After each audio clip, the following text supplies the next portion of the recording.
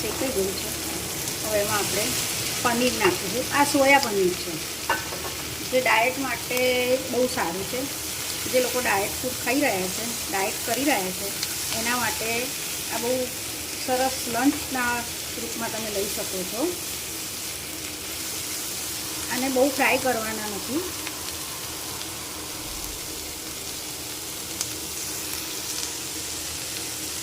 પછી આમાં આપણે થોડોક ચાટ મસાલો નાખવાનો છે.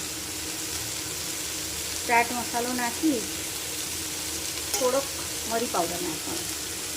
થોડો મરી પાવડર નાખવો છે. હવે આપણે એને થોડું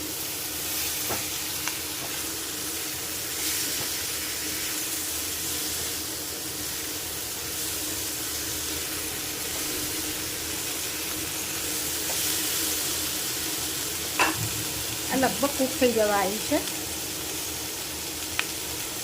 1 મિનિટ રહીને આપણે એને ગેસ બંધ કરી દઈશું.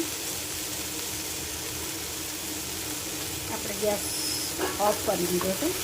આ આપણું ડાયટ ફૂડ તૈયાર છે. હવે આને ડીશમાં આપણે સર્વ કરવાનું છે.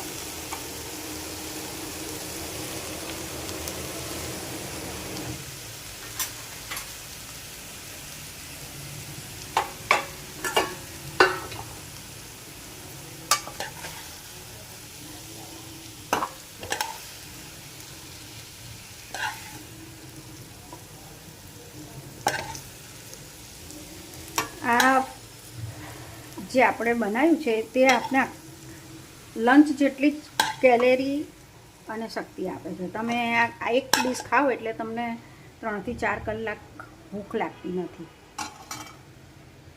પછી આની ઉપર આપણે ખાલી કેચઅપ ઉમેરવાનું રહેશે સ્વાદ અનુસાર. જો તમારી ઈચ્છા હોય તો નાખવાનું, નહીંતર એમનામ બી લઈ શકાય છે.